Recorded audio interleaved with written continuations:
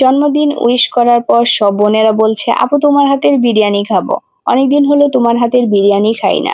আমি মনে মনে ভাবছি, ওরে বাচ্চারা, আমার হাতের রান্না তো আমি নিজেই খাইতে পারি না, তোরা কেমনে খাবি? তো অনেক কিছু বলার পর ওরা আমাকে ছাড়লই না। এই সুযোগটা আমিও কাজে লাগালাম।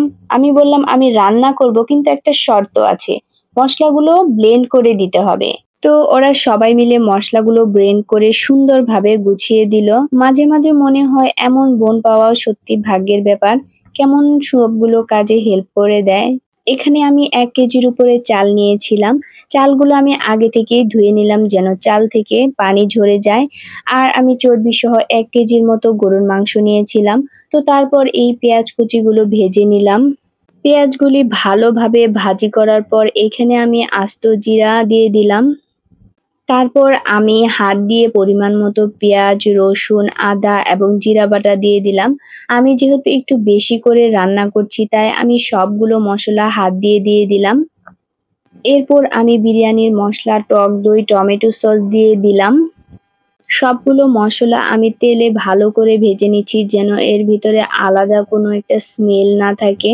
এরপর আমি মাংস দিয়ে ভালো করে কষিয়ে নিচ্ছি। অনেকে রান্না করতে খুবই পছন্দ করে, আর আমার ক্ষেত্রে এটা হচ্ছে উল্টো। রান্না আমার একদমই ভালো লাগে না, শুধু খেতে হয় বিধায় রান্না করি, না হলে আমি একদমই রান্না করতাম না।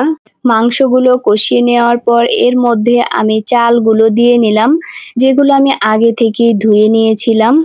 চাল দেওয়ার পর এটা আমি ভালো করে নাড়াচাড়া দিয়ে এর মধ্যে পানি অ্যাড করে নিলাম।